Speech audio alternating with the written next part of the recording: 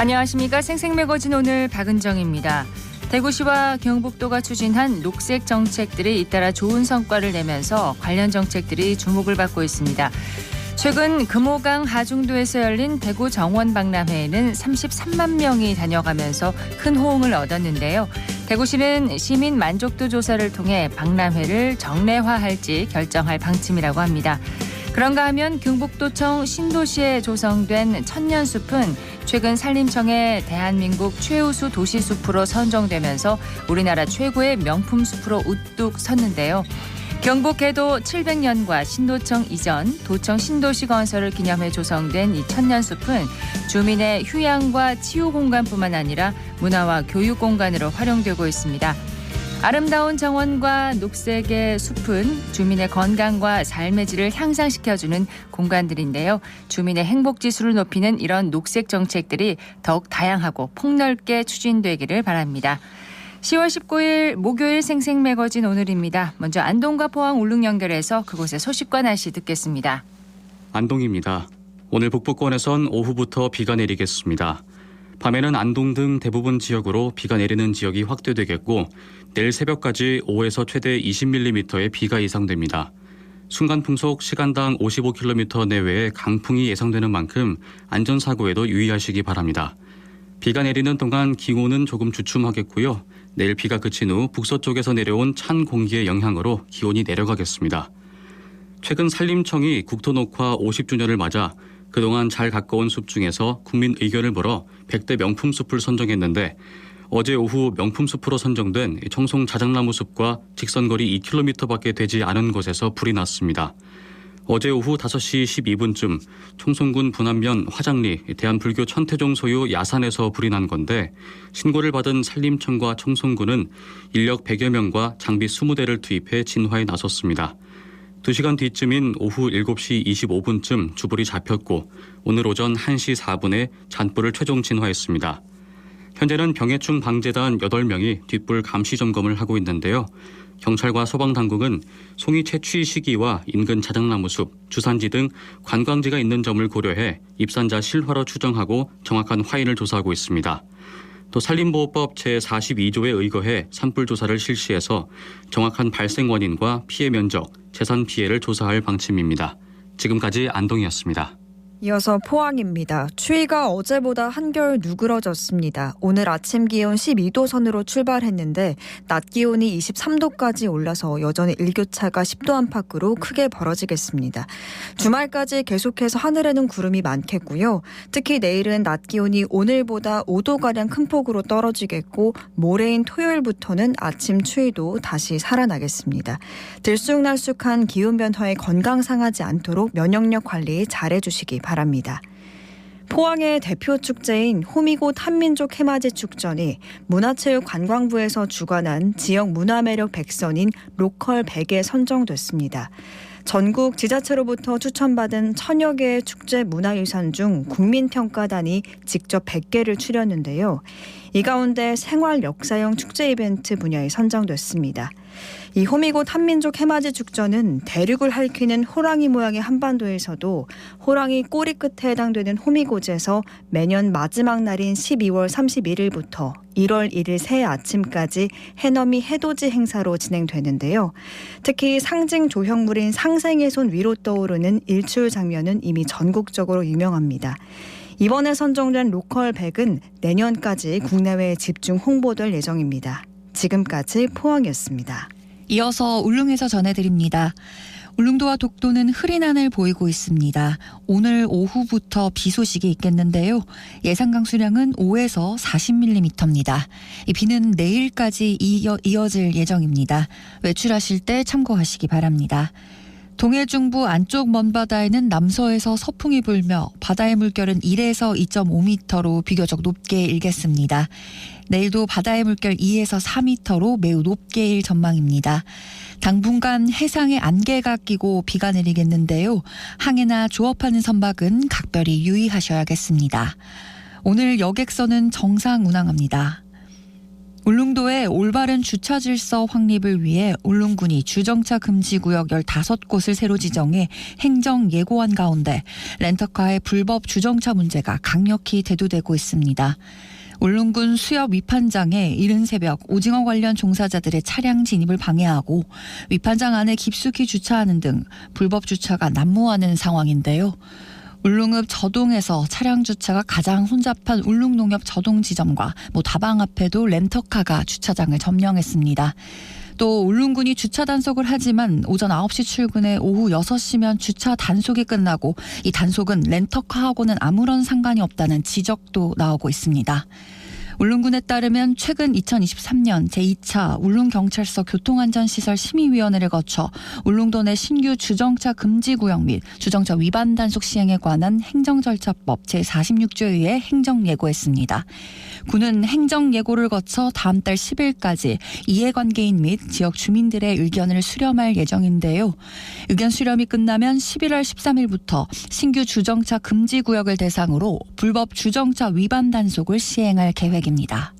지금까지 울릉에서 전해드렸습니다.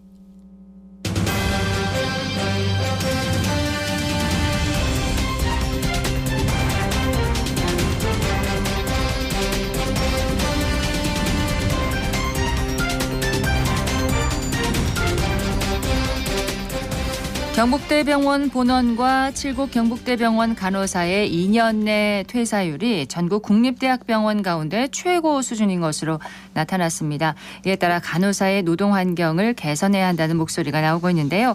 오늘 경북대병원 노동조합의 이유라 조사통계부장과 함께 관련한 얘기를 나눠보도록 하겠습니다. 스튜디오에 직접 나오셨습니다. 어서 오십시오. 네, 안녕하세요. 안녕하세요. 반갑습니다. 네. 경북대병원 간호사들의 퇴사율이 전국 최고 수준이라고 하는데 어느 정도로 높은 건가요? 네, 저도 이번 임금 및 단체협약 교섭, 제가 이하 임단협이라고 칭하겠습니다. 네. 준비하면서 간호사 사직률에 관한 자료를 보다가 10월 2일 날 보도된 서동영 국회의원님 자료를 저도 보고 알았고요. 지금 국립대병원 중에 7국 경북대병원이랑 저희 본원 경북대병원이 3, 4위로 아주 높은 순위를 차지하고 있더라고요. 전국에서요? 예, 참으로 좀 불명예스럽고 안타까웠습니다. 저도. 그래서 올해 임단협 교섭 중 간호부를 통해 받은 자료에 따르면 이게 아마 좀 정확한 자료일 것 같고 네. 본원 같은 경우에 21년도, 22년도, 23년도 3년 동안 1년 미만 간호사 사직 총 합의 121명으로 많은 숫자의 신규 간호사들이 안타깝게도 임상을 떠났다는 걸 저도 알 수 있었습니다. 3년 동안 1년 미만 간호사 사직 인원이 120여 명. 네, 정말 많습니다. 많네요. 네네. 그리고 아까 3, 4위라고 하신 거는 국립대병원 중인 거죠? 네, 국립대병원 네. 중입니다. 저연차 간호사들의 퇴직 비중이 이렇게 높다는 건 인력 부족에 따른 과중한 업무 때문이다. 이런 지적이 나오고 있는데 어느 정도로 힘든 상황인가요? 네, 사실 인력 부족 문제뿐만이 아니라 여러 가지 복합적인 이유가 있을 것 같고요. 정해진 근무 시간보다 저연차 간호사들은 일찍 출근합니다. 짧게는 30분 일찍 출근하기도 하고 길게는 1시간 일찍 출근하기도 하고 공짜 노동을 하는 거죠. 네, 그 와중에 일하면서 밥도 잘 못 먹고 화장실도 제때 못 가고 일을 하는 실정입니다. 이게 현실이고요. 네. 무엇보다 간호사 1인당 보는 환자 수가 많아서 저희가 많게 되면은 간호사 1인당 환자를 15명 정도까지도 보게 되고 이럴 때 고연차 간호사 선생님들도 사실 간호하기 굉장히 힘들어 하시거든요. 네. 그래서 상대적으로 업무가 미숙한 신규 간호사들이 감당하기에는 병원 현장이 참 겁나고 벅찰 거라고 저도 생각이 되고요. 거기에 지금 불법 의료 때문에 불법 의료가 지금 의사들의 업무가 간호사들에게 전가되는 거거든요. 그러면서 그 업무의 중압감을 견디지 못해서 신규 간호사들이 사직까지 지금 이어지는 실정인 것 같습니다. 네. 간호사 1인당 많게는 15명까지 보는 분이 있다. 네네. 이렇게 얘기를 해 주셨는데 간호사 한 명당 그럼 적정 환자 수가 몇 명인가요? 저희 나라 지금 간호사 1인당 평균 환자 수 몇 명 보는지 혹시 알고 계시나요, 선생님? 그러니까 기준으로요? 네네. 그러니까 글쎄요. 네. 5명? 16.3명입니다, 지금. 지금 현재 네. 현재 상황이요? 예.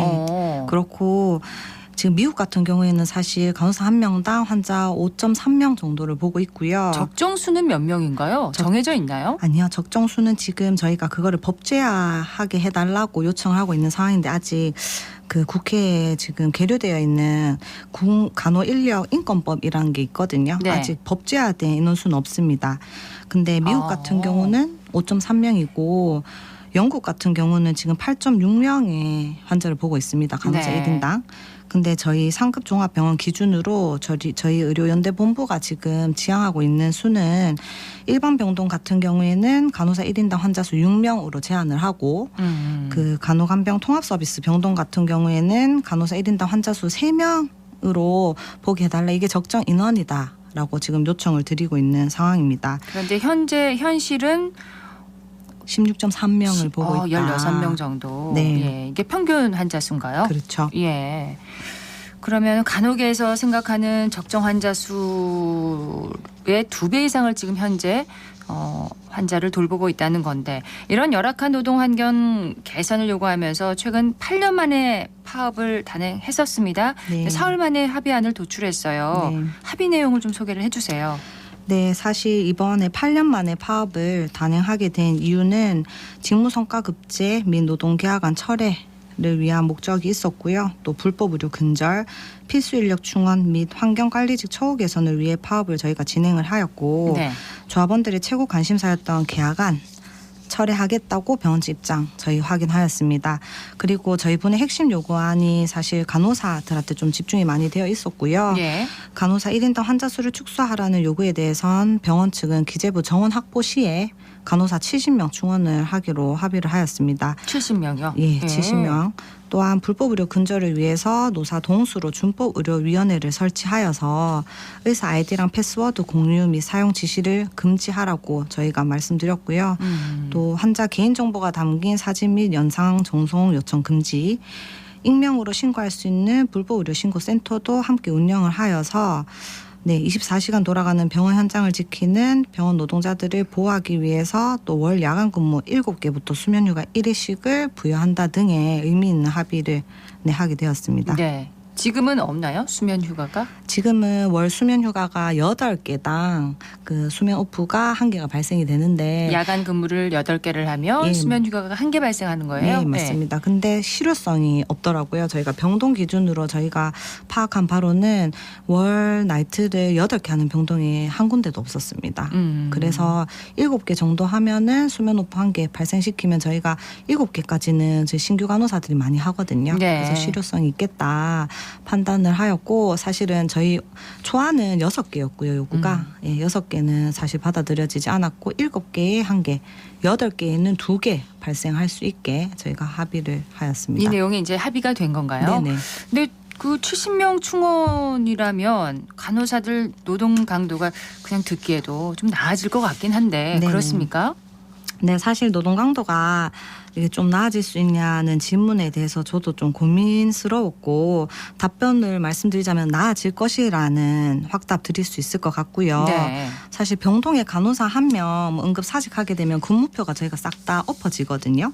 네, 그러면 남은 간호사들한테 그 업무의 로딩이 엄청 걸립니다. 근무가 바뀐다는 건가요? 완전히? 예, 저희가 3교대 근무기 때문에 그 한 명이 사직을 하게 되면 그 사직한 간호사가 가지고 있던 그 3교대 본표를 누군가가 받아야 됩니다. 그렇겠죠. 예, 그러면 근무표가 저희가 싹 다 엎어지게 되는 경우고 그래서 그 말인 즉슨 반대로 말하자면 한 명이라도 충원되면 그만큼 노동 강도가 또 떨어진다. 덜하겠죠. 네, 예. 소리로 저희가 설이다라고 저희가 말씀드릴 수 있고 그래서 저희 원안이 원래 간호사 1인당 환자 6명 보게 해달라는 요구였는데 사실 70명이라는 인원 충족이 이것을 다 충족시키기에는 부족한 인력 충원입니다. 하지만 이 부분을 또 제가 설명드리자면 참 복잡한데 네. 최근 10월 10일자로 간호관리료 차등제가 개편이 되었고요. 그 개편되기 전에는 기준이 간호사 수대 저희 병원 총 병상수였습니다. 네. 네, 그 기준으로 1대6으로 산출했을 때 본원 같은 경우에는 148명의 인력 충원이 필요했고요. 분원 저희 칠곡 경대 같은 경우에는 212명 그래서 총 360명의 간호사 인력이 충원돼야지 1대 6을 만족시킬 수 있었습니다. 네. 근데 10월 10일 날 저희 간호관리료 차등제가 간호사 수 대 환자 수, 즉 병상 가동률로 지금 개편이 되었고요. 그 개편된 기준으로 산출했을 때는 본원은 22명, 네. 네, 치고 경대는 3명, 그래서 총 25명만 간호사 인력이 충원되면 개편된 간호관리료 차등제 기준으로 1대 6을 만족해버리는 상황이 되었습니다.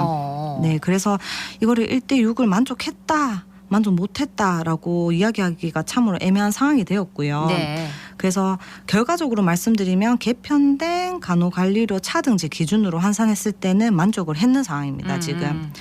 네. 어쨌든 뭐 70명이 충원되면서 노동 강도가 좀 나아질 것이다 이렇게 기대를 하고 계신 그렇죠. 거네요. 네. 예. 네, 세브란스 병원에서 간호사 주 4일 근무제를 시범적으로 이제 도입을 했는데 참여자들의 만족도가 꽤 높아서 퇴사율이 0%를 기록하고 있다 이런 뉴스를 본 기억이 있거든요. 네. 이게 국립대병원으로 확대될 가능성도 있나요? 네, 사실 뭐 제가 가능성은 잘 모르겠고 확대되어야 된다라고 생각하는 입장이고요. 네. 그 현재 간호사들이 임상 이탈 현상이 날이 갈수록 심해지고 있습니다. 네, 간호사들이 환자 곁에 남기려면 근무 환경을 개선시켜 주던가 아니면 고강도 노동에 상응하는 합당한 임금을 주던가 둘 중에 하나는 꼭 충족되어야 한다고 생각하고요. 네. 처우 개선에 대한 다양한 시도들이 사실 있지만 병원의 업무 특성상 노동 강도를 줄이기는 쉽지 않고 그래서 근무 일수를 줄이는 게 유일한 방법이라는 생각이 듭니다. 그래서 지금 세브란스에서도 지금 만족도도 좋고 퇴사율도 0%라 하니 국립대 병원 중에서도 저희 대구 경북의 이제 대표 병원인 저희 병원이 좀 선도적으로 도입해 보자 올해라고 요구안을 올렸으나 뭐 인건비나 인력 충원 부분에 있어서 저희는 기재부의 통제를 받고 있습니다. 그러니까 국립대병원이다 보니까 정부 통제를 받는다는 거죠? 네, 맞습니다. 예. 그래서 그러한 이유로 땡탈락되었고요. 지금 요구안이. 그래서 국립대병원도 간호사 이탈 현상을 막으려면 여러 방면으로 지금 고민해 보아야겠지만 그중 주 4일제 근무도 굉장히 좋은 방법일 거라고 생각됩니다. 예. 그 불법 의료에 대한 얘기 또 조금 전에 좀 해주셨는데, 네네. 그러니까 노사 합의사항으로 이제 개인 간 아이디나 이제 비밀번호 공유를 금지하게 된 건가요? 네, 금지하게 되었고요. 네. 사실 이게 이제 실효성이 있으려면 현장에서 저희 현장 간호사들이 투쟁 의지를 높여서 좀 이렇게 안 할 수 있도록 해줘야 된다고 생각을 하고 그 의사들에게 아이디랑 패스워드 공유를 금지하게 함은 네. 그 이유가 대리 처방을 지시하지 말라. 라는 데 목적성이 있고 저희 간호사들끼리 그 의사의 아이디랑 패스워드를 공유하지 말자, 네, 공유하지 말라고 금지하는 이유는 대리 처방 서로 좀 내지 말자라는 예. 거에 목적성을 두고 있다라고 생각하시면 될 것 같습니다. 자, 끝으로 덧붙이고 싶은 말씀이 있다면요. 네, 그 올해 경북대병원 분해 파업은 간호사 적정 인력 충원 및 불법 의료 근절을 해서 의료의 질을 높이고 네, 환자 곁에 오래 남기 위한 병원 노동자들의 투쟁이었다고 말씀드리고 싶습니다. 네. 네, 사실 진료에 차질이 생겨서 불편하셨겠지만 저희 파업을 지지하고 배려해 주신 환자 보호자분들께 다시 한번 감사드립니다. 네, 마지막으로 환자가 병원에 입원을 하고 퇴원을 하기까지 환자를 제일 많이 대면하는 사람은 사실 직종으로 따지면 간호사가 아닐까 싶고요. 예. 간호사들은 24시간 밤낮 상관하지 않고 환자 곁을 지키며 본인들은 밥도 못 먹고 화장실도 못 갔는데 그렇죠. 네, 저희 예. 의료 용어로는 아이오 체크라고 하거든요. 네, 환자 밥 잘 먹는지 소대변 잘 보는지 체크합니다. 네. 그래서 지금 이 시간 병원 현장에서 고군분투하고 있을 저희 간호사 선후배 동료들 항상 힘내시고 경의를 표합니다. 여기까지 듣겠습니다. 경북대병원 노동조합의 이유라 조사통계부장이었습니다. 고맙습니다. 네, 감사합니다.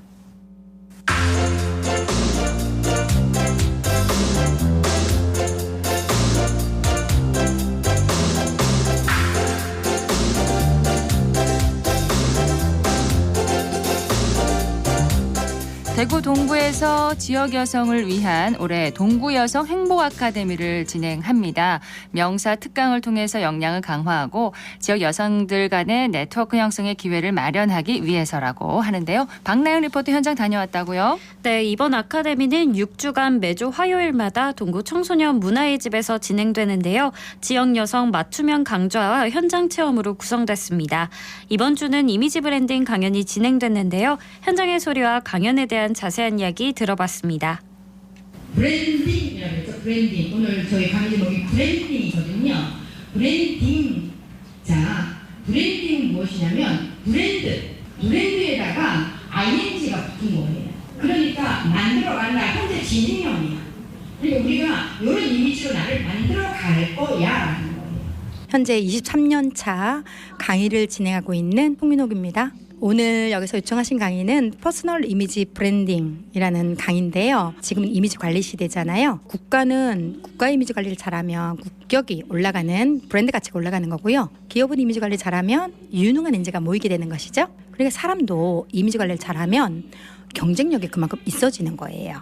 이미지 관리를 잘하면 성공하는 시대가 되었기 때문에 이미지 관련해서 퍼스널 컬러로 연결해서 강의를 한 겁니다. 엔딩에 말씀드렸지만 외적인 이미지 메이킹 굉장히 중요한데요. 더 중요한 건 우리 여성들이 외적인 아름다움을 표현하기 위해서 자기 내적인 자기 관리, 자존감을 높이는 이런 것, 자존감을 높였을 때 자신감이 생겨나기 때문에요. 자기 관리 부분도 굉장히 중요하다라고 생각을 합니다. 네, 개강식에서는 노화를 예방하는 팔자 건강법이라는 주제로 건강한 생활 습관과 건강 상식에 대한 강연이 진행됐는데요. 네. 이번 아카데미는 100여 명의 인원이 참가할 만큼 현장 반응이 아주 뜨거웠습니다. 참가자들의 이야기 전해드립니다. 동구에 거주하고 있는 권상이라고 합니다. 강사님이 퍼스널 컬러에 대해서 굉장히 상세하게 설명을 해주셨는데 저는 그 설명을 듣고 제가 약간 웜톤이라고 생각을 했었거든요. 쿨톤이 제일 어울린다는 얘기를 듣고 전 진짜 몰랐는데 굉장히 새로운 정보를 알게 된 것 같고 저한테 딱 맞는 컬러가 쿨톤이구나라고 하는 걸 알게 됐습니다. 선생님께서 아까 말씀하셨듯이 퍼스널 컬러도 중요하지만 그것보다 더 먼저 내적으로 그 자존감이 있는 그런 사람이 되는 게 더 중요하다고 말씀하셨는데 그 제 자존감 위에 퍼스널 컬러를 잘 표현할 수 있는 내적으로도 외적으로도 그렇게 잘 성숙한 그런 멋진 여자가 되고자 하는 생각이 오늘 들었습니다. 동구청에서 너무 좋은 강의들로 꽉꽉 채워주셨더라고요. 이제 프로그램을 보니까 마지막까지 모든 강의를 다 듣고 정말 본인들에게 필요한 부분을 잘 흡수해 나갔으면 하는 마음이 듭니다. 동구 유라동에 사는 강영진이라고 합니다. 오늘은 송인옥 선생님이 제가 맨날 궁금해하던 제가 좋아하는 색과 어울리는 색을 못 찾아서 헤맸는데 어느 정도 좀 단서를 주신 것 같아요. 좋았습니다. 글쎄 좋은 분들 좋은 강연 많이 듣는 것도 좋고 이게 조금씩 발전돼서 계속 쭉 이어진다면 조그맣게 스터디 그룹 같은 게 좀 묶여졌으면 좋겠어요. 좀 관심 있는 사람들끼리 주제들이 생기면은 그런 모임이 조금씩 만들어져 가서 좀 계속 이어졌으면 좋겠습니다. 색다른 체험 프로그램도 있었다고요? 네, 2번의 현장 체험도 진행되는데요. 이 중에는 동구 둔산동에 위치한 옥골마을 탐방도 예정돼 있습니다. 자세한 이야기 동구청 가족지원과 성정은 주무관에게 들어보시죠. 동구여성 행복 아카데미는 동구 거주 여성 100명을 대상으로 문화활동 지원을 통해 능력 개발을 하고 다양한 주제 강연으로 지적 호기심 충족뿐 아니라 수강생들에게 만남과 소통의 기회를 제공하는 취지를 가지고 있는 프로그램입니다. 기존의 명사 특강의 틀에서 벗어나 여성들이 선호하는 중년의 건강, 퍼스널 컬러, 그리고 화법 교육을 통한 자기 자신을 가꾸고 브랜딩하는 이미지 트레이닝 강연이 마련되어 있고 올해는 특히 동구 관내의 현장 체험이 포함되어 있는데 전통 다도 체험, 떡 매치기 체험이 준비되어 있으며 대형 카페에서 드립백 만들기 체험도 준비되어 있습니다. 작년 행복 아카데미 같은 경우 3년 만에 치러진 행사라 많은 분들이 관심을 가져주셨었고 이번 행사는 작년 수강생 만족도 조사를 통해 그 내용을 반영하여 편성하였습니다. 또한 수강생들 활동 촉진을 위해서 조별 커뮤니티를 운영하여 여성 아카데미가 내실 있게 운영되도록 힘쓰고 있는 실정입니다. 이번 조별 활동 같은 경우에는 팬데믹 상황으로 인해서 우울감과 감정적 고립에서의 중점을 두고 수강생들의 자연스러운 커뮤니티를 조성하도록 조편성 및 조장 선출을 활동하도록 하였는데요. 강연이 끝나고 30분 정도 조별 토크를 통해서 친목을 쌓아 나가고 있습니다. 1년에 한 번 기획되는 아카데미이지만 일회성 행사로 끝내지 않고 이 인연들이 앞으로 동구를 이끌어 나가는 여성 인재로 형성될 수 있도록 노력을 다하겠습니다. 아카데미가 끝난 후에도 SNS 단체방을 활용한 커뮤니티를 형성해 소통을 이어갈 수 있다고 하는데요. 앞으로도 지역 여성을 위한 다양한 프로그램이 더 많이 만들어지길 기대합니다. 네, 박나영 리포터 소식 잘 들었습니다. 네, 고맙습니다.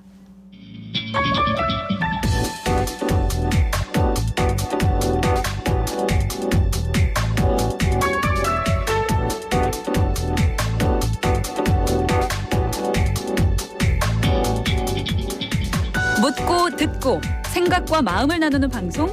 지금 여러분께서는 대구 경북을 보고 듣는 생생 매거진 오늘을 함께하고 계십니다.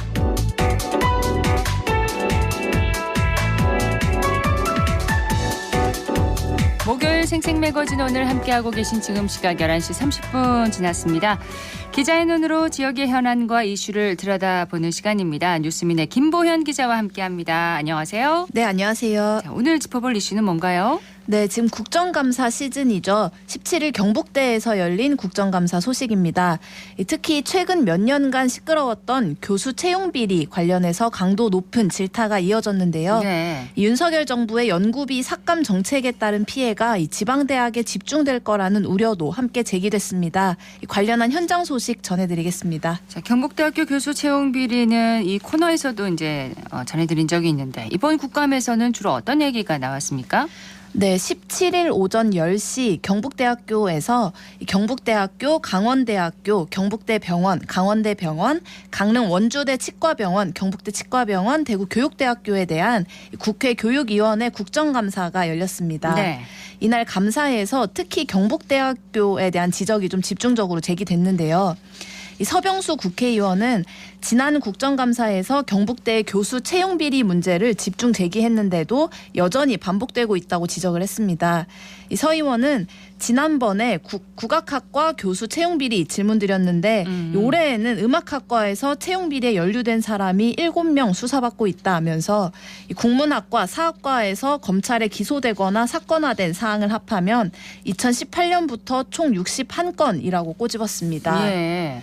이 조경태 국회의원도 채용 비리 문제를 지적을 했는데요. 이 조 의원은 국립대 교수가 채용 비리로 기소돼서 재판을 받는 와중에도 직위 해제되지 않고 수업 등 교수 활동을 유지하는 점에 대해서 지적을 했습니다. 이 조 의원은 국립대 교수는 국가공무원법 적용을 받는데 경북대는 기소된 교수를 직위 해제하지 않고 있다. 이 형사 피고인이 학생을 가르쳐도 되냐 이렇게 질타를 했고요. 예. 경북대가 교수 채용 비리의 온상이다. 총장님께서 무거운 책임감을 느끼셔야 한다면서 기소된 관계자들에 대한 직위 해제를 강하게 요구하고 경북대에 대한 감사를 교육부에 요청하기도 했습니다. 전국의 다른 국립대와 비교해서 경북대학교 교원 범죄 수준이 높은 편이라면서요?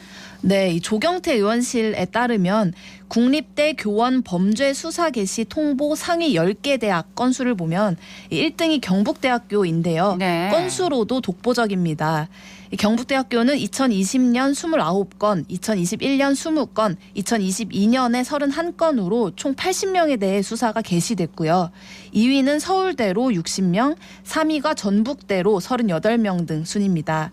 이 외에도 국정감사에서는 교수의 대학원생 인건비 착취, 경북대 산학협력단의 학술 연구 용역 입찰 참가 6개월 제한 등 문제도 제기가 됐습니다. 그러면은 경북대학교 채용 비리는 지금 어떤 상황인가요?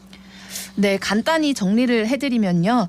지난 2년간 경북대학교에서 교수 채용 비리 의혹이 국악학과, 음악학과, 국어국문학과, 사학과 등에서 불거졌습니다. 예. 이 4개 과들 모두 경찰 조사가 진행 중이거나 이미 선고가 완료되기도 했는데요. 지난해에는 국악학과 교수 3명이 채용 비리에 관여한 혐의로 유죄 판결을 받았습니다. 이 내용을 좀 살펴보면 특정 교수의 제자에게 유리하도록 심사 기준표를 변경하고 실기 점수에서 만점을 주는 방식으로 특혜를 제공했고요. 예. 당시에 채용된 비교수도 지난 1월에 기소돼 재판이 진행 중입니다. 또 올해 8월에는 경북대학교 음악학과 교수 7명이 위계공무 집행 방해 등 혐의로 검찰에 송치되는 일도 있었는데요. 음악학과 채용 비리 관련 혐의는 크게 2가지입니다. 하나는 교수 채용 과정에서 심사위원으로 참여한 음악학과 교수들이 특정 지원자를 밀어줄 목적으로 만점에 가까운 점수를 주고 네. 다른 지원자들에게는 최하점에 가까운 점수를 준 혐의고요. 또 하나는 채용 과정에서 평가하는 시험 관련 정보를 특정 지원자에게만 유출한 점입니다. 자, 경북대학교가 좀 대책을 내놨습니까? 네, 관련해서 언론 보도들도 쏟아졌는데요. 이 비난 여론이 거세지면서 경북대가 채용 과정에서 심사 교수의 영향력을 줄이는 방안을 검토하고 있다고 밝힌 바 있습니다. 임상규 경북대 교무처장은 심사 과정에서 정량평가 비중은 늘리고 정성평가는 줄이는 방안을 검토하고 있다면서 예. 심사 교수들이 공정한 재채용을 할 수 있도록 안내를 철저히 하겠다고 밝힌 바 있습니다. 다만 학교에서는 단순히 심사자의 재량권을 제한하는 것만으로는 채용비리 고리를 끊어낼 수 없을 거란 회의적인 목소리도 나왔는데요. 의혹이 터져도 뒷짐만 지는 이 대학본부의 태도를 고치는 게 우선이라는 지적입니다. 네. 이시활 대학평의원회 의장은 문제는 사전 예방이 아니라 철저하고 엄격한 사후 조치라고 지적을 한 바도 있습니다. 자, 이번에 이렇게 국감에서 많이 지적을 받았는데 경북대학교에서는 어떤 입장을 밝혔습니까? 네, 국감장에서 홍원화 경북대 총장은 국민들께 죄송하다면서도 조 의원이 지적한 80건은 대부분 학교 밖에서 일어난 일이다. 그럼에도 제가 책임질 일은 책임을 질 것이라고 말을 했습니다. 예. 기소 시에 직위 해제를 해야 한다는 지적에는 교육권, 학습권 침해 우려도 있어서 1심 결과를 보고 조치할 것 이렇게 덧붙였습니다. 자, 이번 국감에서 채용비리 외에 또 나온 얘기가 있나요? 네, 더불어민주당은 정부의 R&D 예산 삭감으로 인해서 지방 국립대가 피해를 입을 거라는 점을 좀 우려를 했는데요. 강민정 국회의원은 지방대학이 가장 큰 직격탄을 맞게 된다. 경북대 연구비 93.8%가 정부 과제에 의존하고 있다면서 대학원생 연구비도 거기에서 나오기 때문에 네. 직접적으로 타격을 받을 수밖에 없다. 이런 이야기를 했습니다. 또 안민석 국회의원도 왜 예산이 삭감된 줄 아냐, 대통령 때문이다. 이 예산을 다시 증액해달라는 건의를 정부에 해달라 이렇게 언급을 하기도 했습니다. 또 안 의원은 한국대학교육협의회 회장에 장제국 동서대 총장이 된 것과 관련해서 이 직전 대교협 회장이었던 홍원화 총장에게 윤핵관의 형이 대교협 회장이 되는 게 공정이고 상식이냐면서 대교협 회장의 윤핵관의 형이 되는 것을 보고 우리 사회 공정과 상식은 물 건너 갔다. 이런 말을 언급하기도 했습니다. 참 경북대학교에 이슈가 많습니다. 지금 입찰 참가 자격 제한에 대한 이슈도 최근 있었나요? 네, 국감에서도 관련 지적이 나왔는데요. 예. 이 경북대가 8천만 원대 용역 사업 수행과 관련해 생긴 마찰을 제때 대처하지 못해서 장기간 소송을 진행을 했는데요. 지난 6월에 6개월 입찰 참가 자격 제한을 받았습니다. 따라서 내년 1월까지 학술 연구 용역 과제에 대한 조달청 입찰 참가 자격이 제한된 상황인데요. 예. 그러니까 한마디로 1,200명이 넘는 경북대 교수 전체가 한동안 연구 용역 수주 불능 상황에 놓인 거죠. 그러니까 이런 상황에 대한 강한 질타도 있었습니다. 내년 1월까지요? 네, 예. 6개월 이어서 내년 1월까지인데 이 서병수 의원은 이 사안에 대해서 10년 전에 있었던 일을 세밀하게 처리하지 못해서 구성원 전체의 손실로 이어졌다. 이 학교가 제대로 대응하지 못했기 때문 아니냐 이렇게 지적을 했습니다. 그렇군요. 네, 또 한편으론 최근에 정부 여당이 검토하는 걸로 알려진 이 의대 정원 확대 문제도 거론이 됐습니다. 이 경북대 강원대병원을 대상으로 진행된 이 국정감사에서 남우동 강원대 병원장은 경험과 소신에 비춰 의료 인력 확충은 100% 필요하며 지금 해도 늦다 이렇게 이야기를 했고요. 예. 지금 확대를 해도 현장에 배출되는 시기는 앞으로 10년 후다 이렇게 지적을 했습니다. 이 양동원 경북대 병원장도 지역 필수 의료와 중점 의료를 처리하기 위해서는 많은 인력이 필요하다는데 공감하고 있다 이렇게 이야기를 했고 또 의료 제도, 의료 지원 등에 관한 것도 당연히 따라가야 한다 이렇게 밝혔습니다. 네. 지역 의대에서는 의대 정원 확대에 대해서 이제 반기고 있는 거네요. 그렇죠. 해야 된다고 주장을 예. 하고 있습니다. 어쨌든 이번 경북대 국감은 여러모로 씁쓸합니다. 예, 김 기자는 취재하면서 어땠습니까? 네, 앞서 말씀드린 것처럼 작년에 지적됐던 내용들이 올해 또 이어서 관련 지적들이 또 나온 건데요. 채용 비리 관련해서요. 네, 그렇죠. 이 몇 년째 같은 지적이 반복됨에도 이 국정감사에서 홍원화 총장의 태도가 좀 아쉬웠습니다. 이 구체적이고 실효성 있는 대책을 언급하는 대신에 이 대부분 학교 밖에서 일어났다.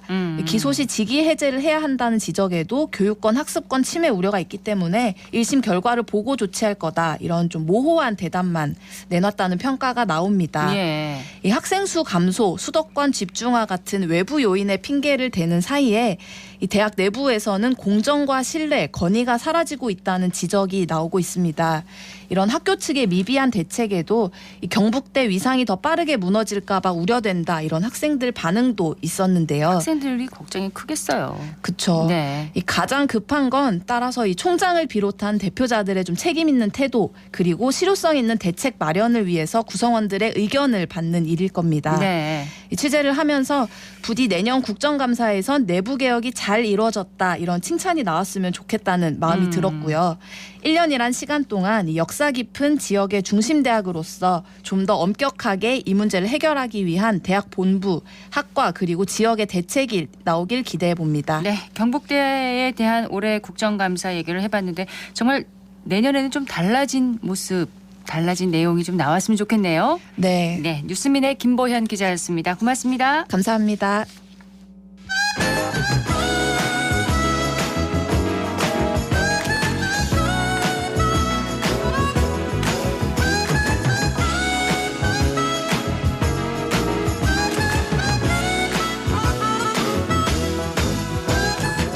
시 40분 지났습니다. 대구의 역사와 전통, 문화와 예술 등 대구의 흥미로운 이야기들을 모아서 전해드립니다.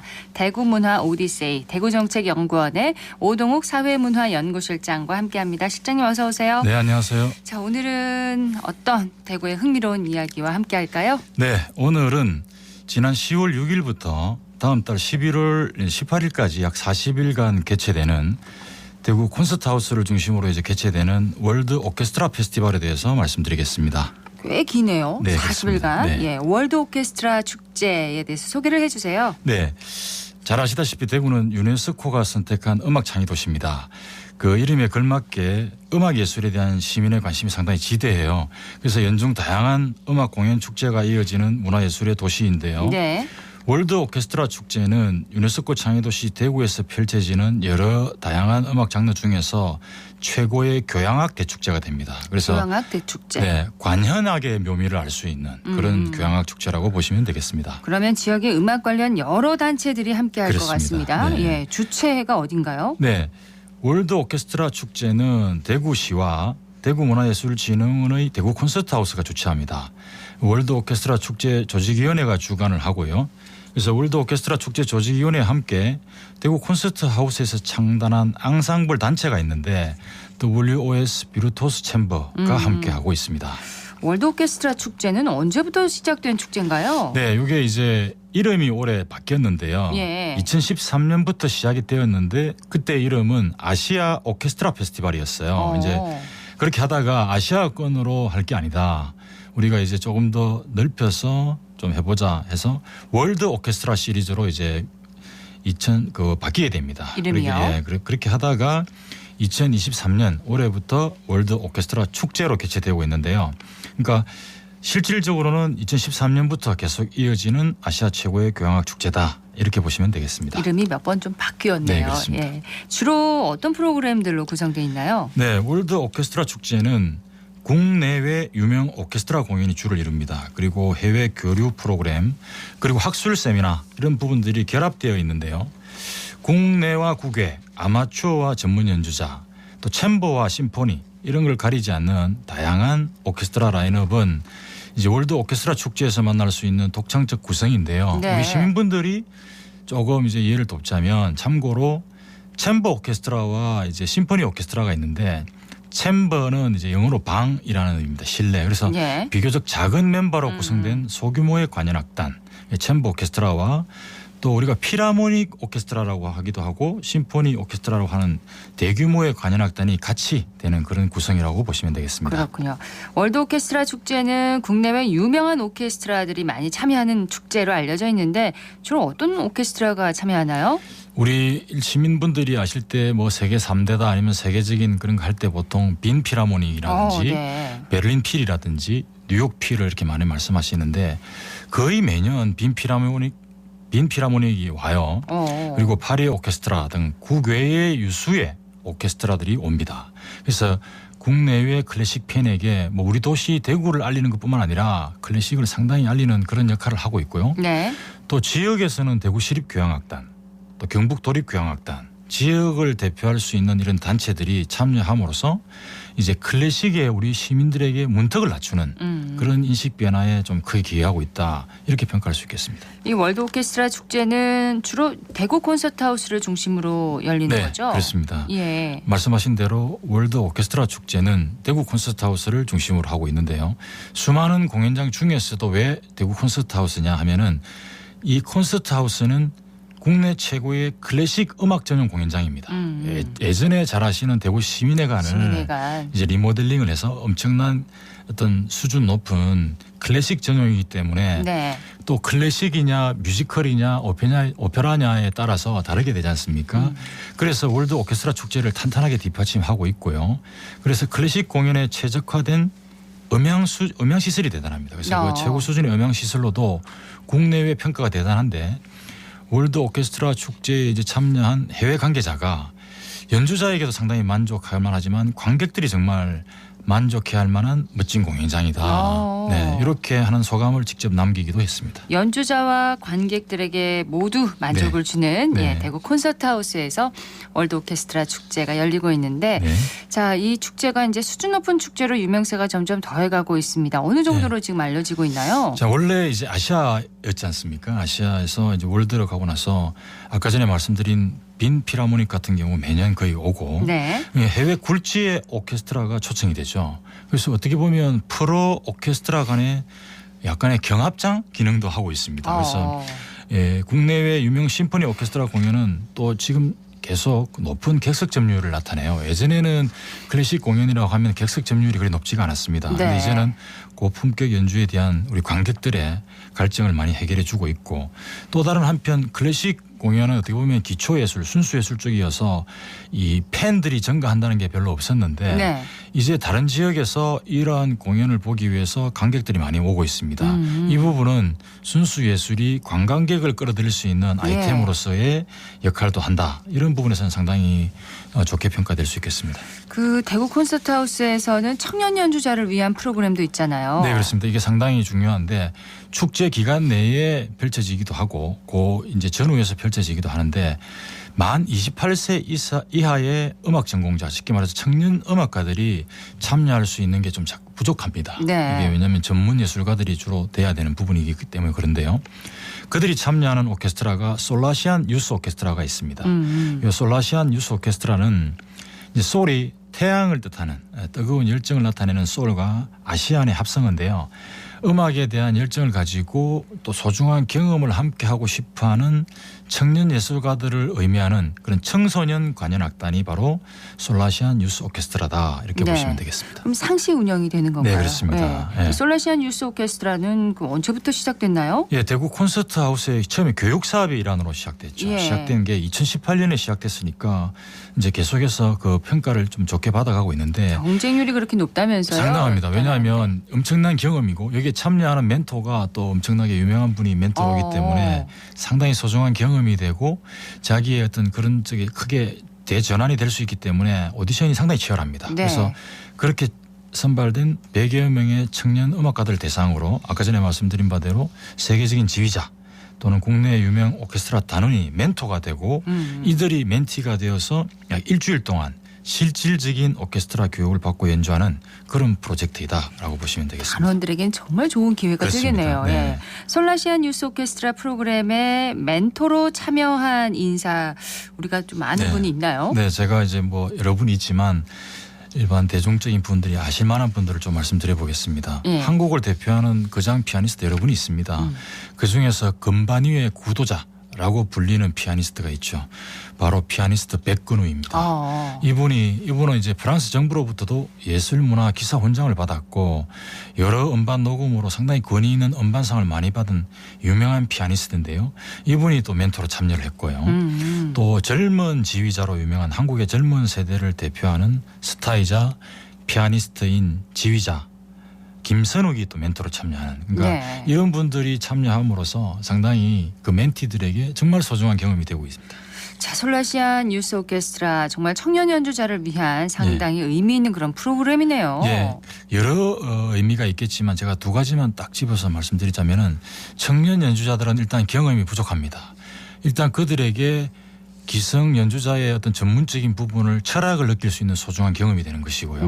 그거를 통해서 거기에 참여했던 멘토뿐만 아니라 같이 하는 오디션에 참여했던 많은 분들과 동료들과 음악적 교류를 합니다. 그러니까 향후에 음악 인생을 계속 해나가야 될 거 아닙니까? 거기에서 매우 중요한 터닝 포인트, 전환점이 된다라는 그런 평가를 받고 있기 때문에 네. 상당히 의미가 있다 이렇게 보시면 되겠습니다. 자, 월드 오케스트라 축제 얘기를 했었는데 이 축제가 성장하는데 또 솔라시안 유스 오케스트라의 역할도 클 것 같습니다. 네, 그렇습니다. 예. 자, 월드 오케스트라 축제의 의의와 좀 앞으로의 방향성을 네. 좀 짚어주시면요. 네네. 월드 오케스트라 축제는 지금 이제 오늘 그 말씀드린 바대로 약 40일간 대구 콘서트하우스에서 개최되는데 네. 기존에 이 10주년 가까이 된 겁니다. 지금 어떻게 보면 2013년부터 시작했으니까 코로나 시국이 있었지만 거기에 런던과 스위스, 칠리, 체코, 홍콩 게다가 이번에 오는 라이프치 게반트하우스 이러한 부분들은 세계의 명문 오케스트라라고 볼 수 있습니다. 올해에 지금 하고 있는 부분들이 그러니까 이 정도로 멋진 라인업이 준비되어 있고 네. 또 지역을 대표하는 교향악단이 되어 있기 때문에 정말 그 한번 방문해서 오시면 관연하게 진정한 묘미를 볼 수 있는데요.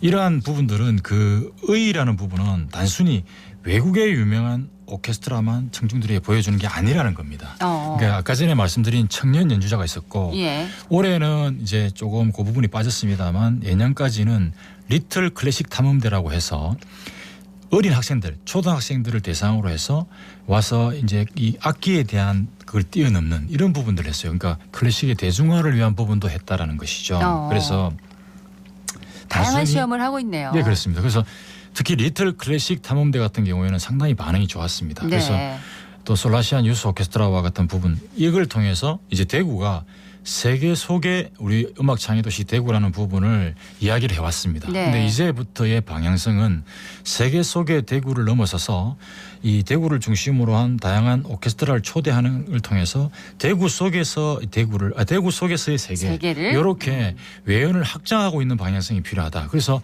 유럽에 가면 우리 대구를 느끼고 대구 속에서도 유럽을 느낄 수 그렇죠. 있는 그러니까 음악 창의 도시가 비단 그것만 느끼는 것이 아니라 우리 음악 창의 도시 안에서도 다른 지역의 음악 창의 도시들을 느낄 수 있는 네. 이러한 부분으로 해나가야지만 유네스코 창의 도시 대구의 인지도를 높일 수 있다. 이렇게 네. 보실 수 있겠습니다. 명문 오케스트라와의 만남 월드 오케스트라 페스티벌 다음 달 18일까지 열립니다. 여러분들 좋은 기회니까 기회 놓치지 마셨으면 좋겠습니다. 대구정책연구원의 오동욱 박사였습니다. 고맙습니다. 네, 고맙습니다.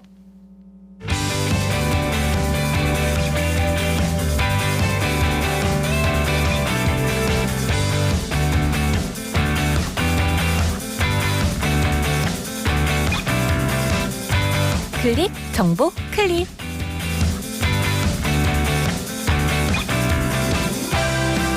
구급 환자 중증도에 맞춰 적합한 이송병원을 선정하는 구급 스마트 시스템이 전국 최초로 대구에 도입됩니다. 해당 시스템은 구급대원이 구급 단말기로 환자 상태를 입력한 뒤 의료기관을 선정하는 시스템인데요. 이 단계에 따라 소생에서 비응급까지 총 5단계로 나뉘는 만큼 환자 상태와 병상 정보 등을 기반으로 적합한 의료기관을 선정할 수 있을 것으로 보입니다. 전국에서 처음으로 대구에서 시행되는 만큼 지속적인 평가와 보완을 통해 시스템을 발전시켜 나가길 바랍니다.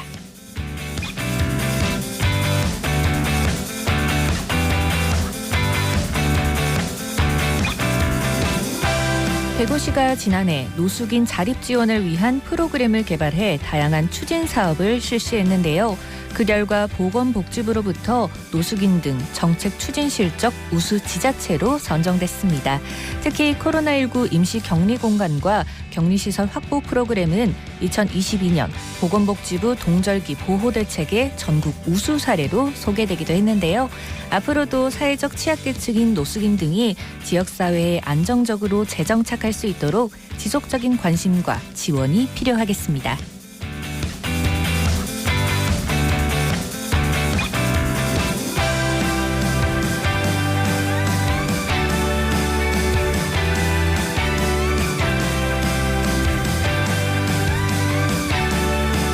이번 주말 2023 청년들을 위한 특별한 축제가 열립니다. 청년 입문 캠프 도시숲 인생 산책인데요. 이번 행사는 릴레이 형식의 오픈 토크 콘서트와 다양한 프로그램들로 구성돼 있습니다. 이 릴레이 토크 콘서트는 90년대 학번 선배 연사들의 강연을 시작으로 청년 연사들이 뒤를 이어 관객들과 이야기를 나눌 예정이라고 하는데요. 선배 세대와 2023, 2030 청년들이 인문적 지혜를 나누는 교류회장, 함께 하셔도 좋을 것 같습니다.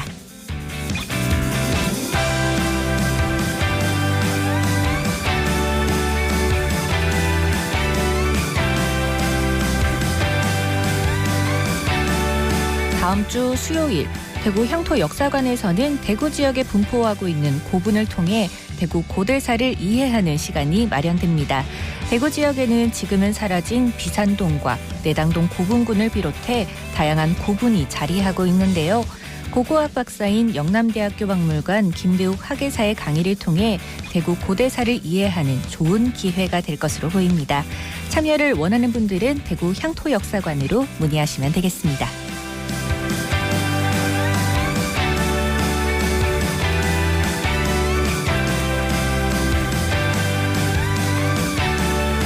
경북 청송군 주황산 산소막길 조성 사업이 경북도가 추진한 2023년 우리 동네 명품 먹거리 조성 공모 사업에 선정됐습니다.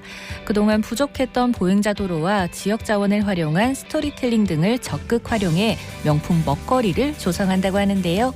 단풍으로도 유명한 주황산, 지역의 로컬 푸드와 함께 특색 있는 공간으로 지역민들과 관광객들을 맞이했으면 좋겠습니다. 지금까지 클릭 정보 클립 윤가영이었습니다.